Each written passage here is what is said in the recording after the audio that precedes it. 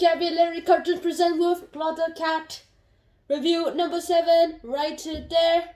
And now let's get this book started with this review because we are going to get everything good. You didn't need to go, you know. Yee-gaw-gaw! My magic pointer. Let's start with today's review number 7 words. Number 1, cat horses. You remember it with the word? Link word.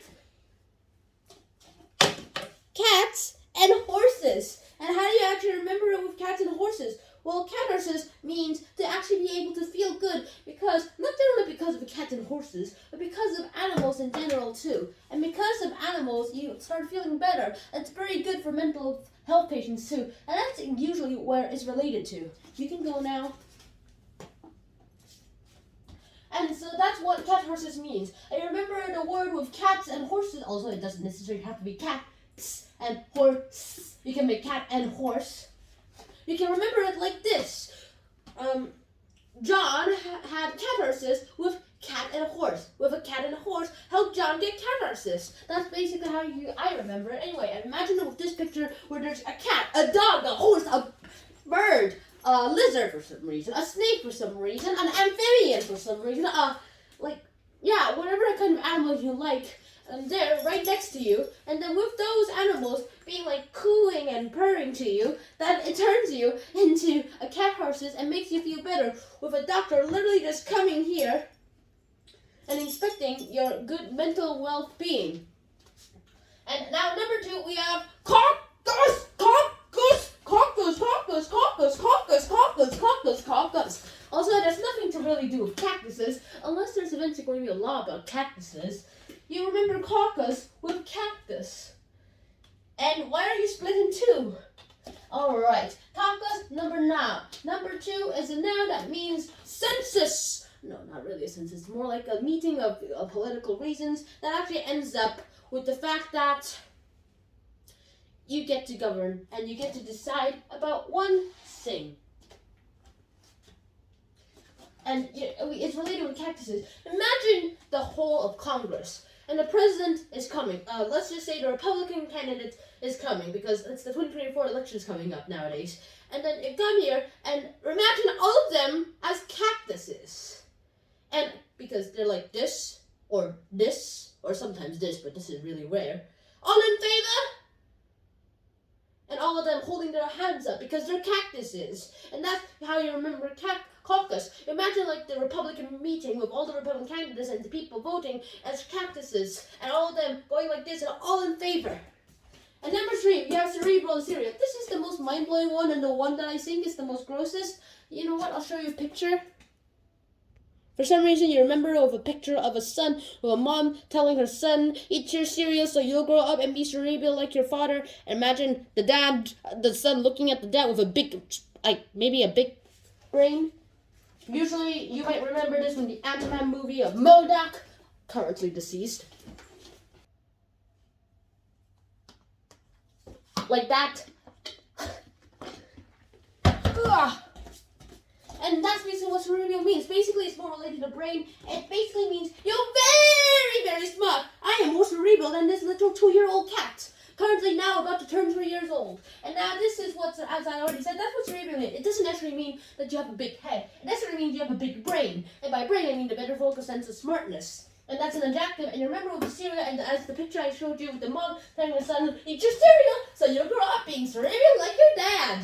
Also, cereal has nothing to do with becoming cerebral. Yet, number 4, we have certify, verb, which can also be an adjective.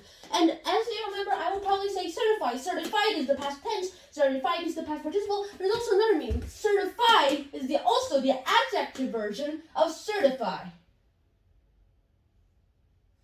And you remember with hurt of lie. And that's where you get in. You remember George Washington with his, I will never lie. After that, I never lie. That kind of saying, right? Well, that's basically saying George Washington is very, very honest. He can certify that he's never heard of lie.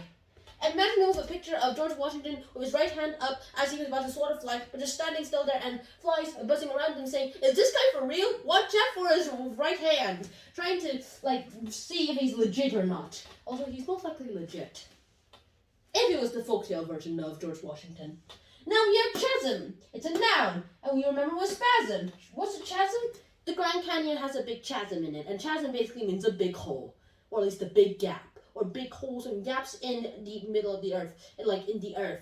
In space, if you look at them, they look like very little dots. However, the thing is, you can basically see the Grand Canyon from space. You can see the Great Wall of China from space. So you can basically know that a chasm would be pretty big if you can see the Grand Canyon chasm, that is, from space. And although it looks very small, you can still see it. And now you remember that was spasm. Spasm is like those type walkers, which is one reason why lots of type walkers, because of spasms, fall down to their deaths. And you can remember like this: a spasm, a chasm.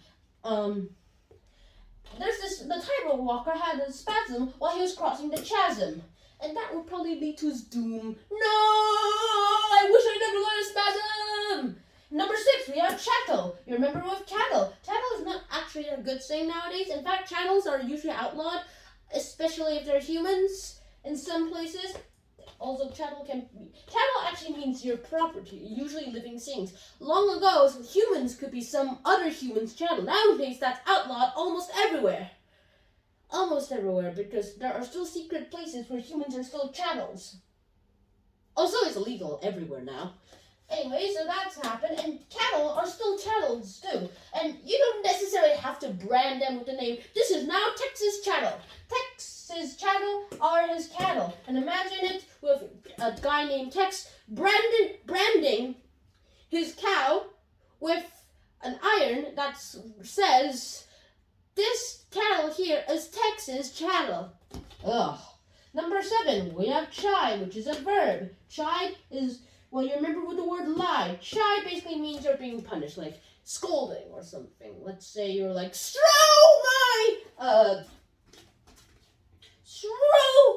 this to the wall and break it. I'm not actually going to throw it because I don't want to remill this, and throw it and break it so that because of anger management issues, and then your dad or mom or grandpa or grandma or your guardian, if you don't have a parent, that is, goes ahead and chides you. I mean, lots of people actually mind if they are chided in a very, very bad way about their bad actions. Rare people actually are really annoyed when they're chided about things they did that were bad, but they are really annoyed when they are chided about things that they didn't do. Anyway, so that's what chide means, basically being scolded. And you remember what the word lied, as I already said? Chide lied. Pinocchio was chided by the godmother fairy because he lied. You know the story where Pinocchio had that long nose, right? It's basically that. Number 8, you have the word chronic. You remember it with Ron's hic. Remember Ron Weasley from Harry Potter? Just imagine him with hiccups. Don't remember the Weasley part, though. And chronic means repeatedly, happening repeatedly. And so that's basically what happened. So Ron's hicks were chronic. And think of a guy in bed and his data sheet of his health levels, and with a big Ron on the top there to show who he is, and 3 doctors trying to inspect all his data and figuring out, why are these hiccups not going away right now? They should have gone away. And scratching their heads, and basically that's what it is. And number 9, it's a preposition, our first preposition for the whole cartoon words. We have circa. I was actually a little bit confused if it was a noun or an adjective. Lots of people will probably be confused by that, but it's neither. Nor is it a verb or an adverb. It's a preposition. And circa, it actually means approximately. Usually, it actually only goes for time periods. Circa 500 BC means it's somewhere around 500 BC. However, it doesn't necessarily have to be 500 BC. So the first known circus happened in circa 200,000 BC, meaning the first circus happened about in around 200,000 BC, before more or less then. And circus, as I already said, and you remember the word circus, because circus, circus, circus, circus, circus, circus. Doody doody da dee doo dee da dee dum.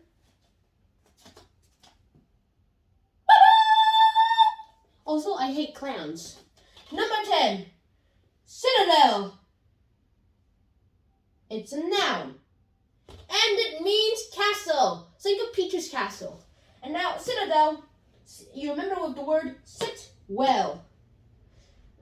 Yeah. And citadel, as we said, is basically a castle or a stronghold or a place. Oh, sorry, I've stepped on your tail. Of a good place of protection. Citadel is that kind of place. It means sit well. It has good benefits of sitting well on a citadel. And imagine a person let's say that this cat didn't sit well on the edge of a citadel. And so that happened, only using him as an example because you'll find out later, that happened, he's sitting on the citadel at the edge and he accidentally falls off. I'm not going to show you. And then somebody chides him about saying, hey, you should have sat well. Luckily, cats don't take fall damage unless they're very high. And they are usually land on their feet. Usually. And so that happened. And that's basically how you remember the word citadel.